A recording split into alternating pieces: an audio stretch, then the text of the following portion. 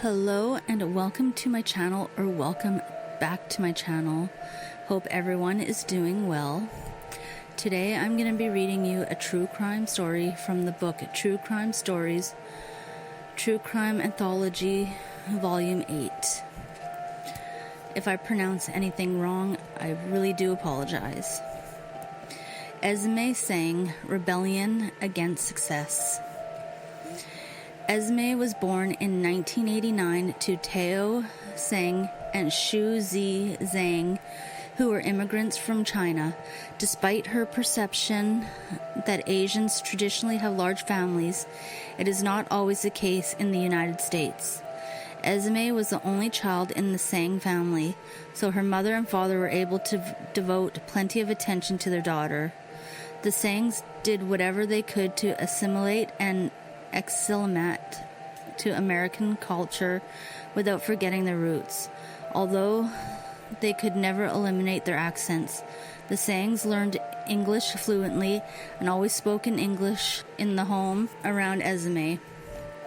Tao and Shu Zi admired the industrious American spirit and wanted to impart that onto Esmie along with their Chinese familial traditions. It was a tough tightrope act, balancing between two cultures, but the Tsengs seemed to do a good job of it during Esmie's early childhood. They were good neighbors who were friendly but not overly social. The majority of their free time was spent charting their daughter's path to success. Esmie Tseng would be a successful American, even if it was the last thing her parents would do. The Tsengs pushed their daughter at an early age to excel. Esmie was placed in accelerated classes in grade school, and the piano became an essential part of her life at an early age. Sports were accepted as they helped foster a sense of cooperation and teamwork, but spending excessive time with friends was frowned upon. Esmie was not allowed to talk on the phone for long durations with her friends. When she entered her teen years, the expectations for Esmie were elevated. Her parents reasoned that she needed to dedicate all her free time to academics and extracurricular activities in order to get into a top university. Once in a top university, she would dedicate all her time to getting good grades to graduate at the top of her class and then go on to graduate law or medical school. At that point, Esmie could have time for friends. Esmie was enrolled at Blue Valley North High School in Overland Park and took the basic courses. Outside of class, Esmie was involved in athletics, the debate club, and showed a special interest in aptitude in piano. By her sophomore year in high school, Esmie's hard work began to pay off. She was repeatedly on the honor roll at her high school and won several awards in mathematics and other academic subjects. Esmie was also ranked as one of the top high school pianists in the state of Kansas. By the time she turned 16, it appeared that Esmie was well on the path to success. The Tsengs were proud of their only child, but made sure that they rarely let her know.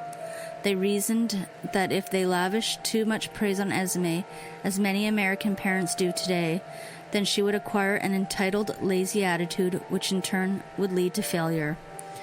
They would not let Esmie fail. In order to keep her daughter from failing, the Tsengs, especially Tiger Mom Shu Zi, enacted severe penalties for not living up to expectations. For instance, Esmie was once grounded for scoring a 96% on an exam, even though it was one of the highest scores in the class.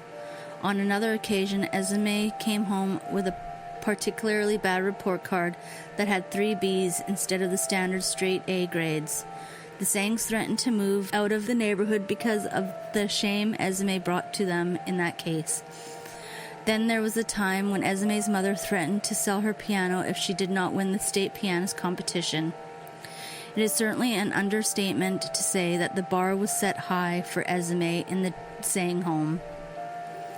Throughout her early childhood and tween years, Esmie proved to be the perfect Asian American child, doing whatever her parents desired and usually excelling in all her endeavors by the time she became a teenager, though things began to change in the Tseng household.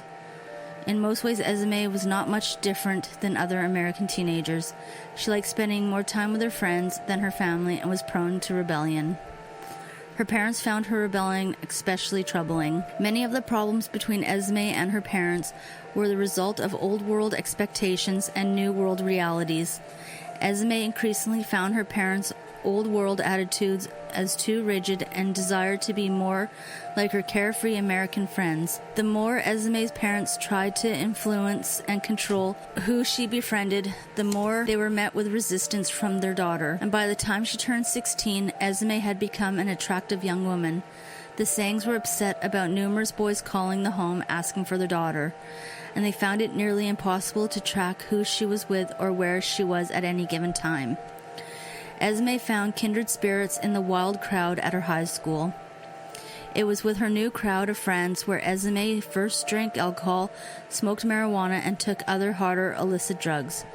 Esmie developed a particular affinity for the hallucinogens such as ecstasy, LSD, and psychedelic mushrooms. Drug use can be a serious problem for many juvenile, and experimenting with hallucinogens while one is still developing can be the cause of a host of psychological problems.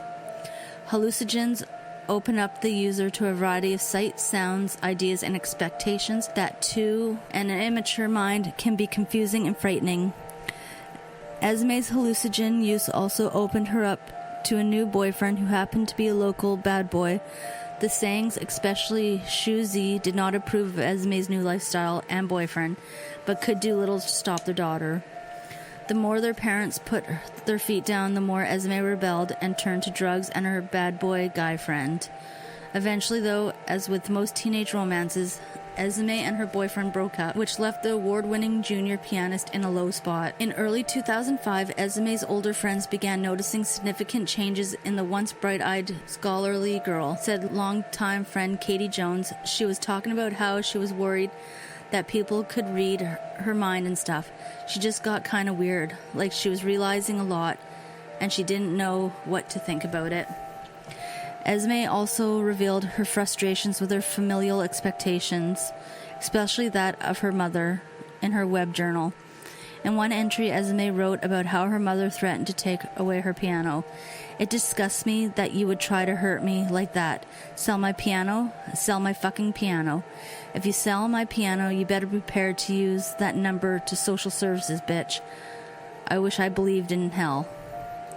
In another entry, Esmie showed sympathy for her parents' desires, but was still clearly frustrated.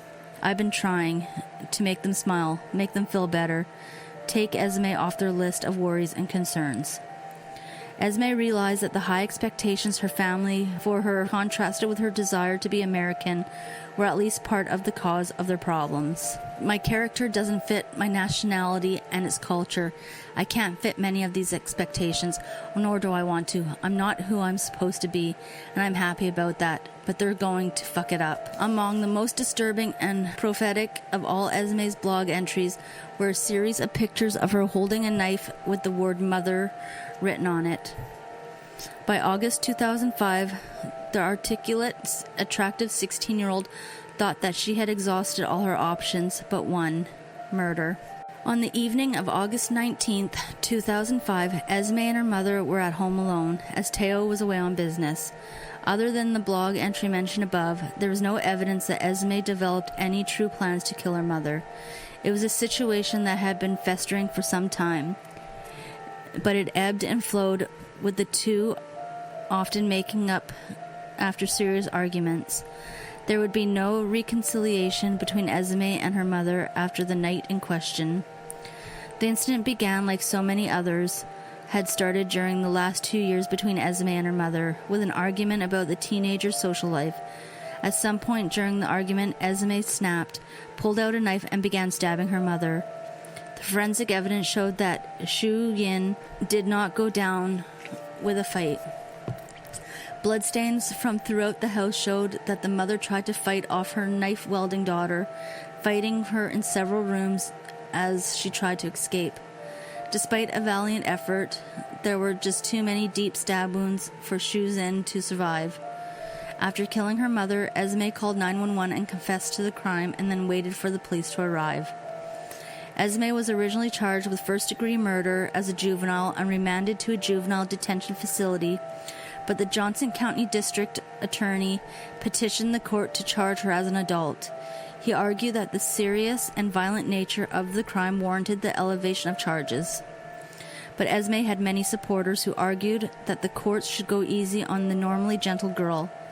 Esmie's supporters argued that the crime was an aberration and that she was essentially driven to kill due to the impossibly high standards her tiger mom set. The statistics do show that overall parricide, the killing of a parent, his or her offspring, is low to begin with, and only 4% of such cases involves a daughter killing her mother. Although Teo was absent from Esmie's first few hearings, he eventually came to support his daughter. After numerous negotiations between Esmie's attorneys and the prosecutor, a deal was made where Esmie would plead guilty to manslaughter as an adult in exchange for an 8-year prison sentence. Esmie did her time in prison and was released on October 1st, 2012. She returned to the Kansas City area and now works as an editor and writer for the organization Missourians for Alternatives to the Death Penalty. Thank you for listening. If you like this type of content, please consider subscribing and liking my channel, and I will see you on the next one.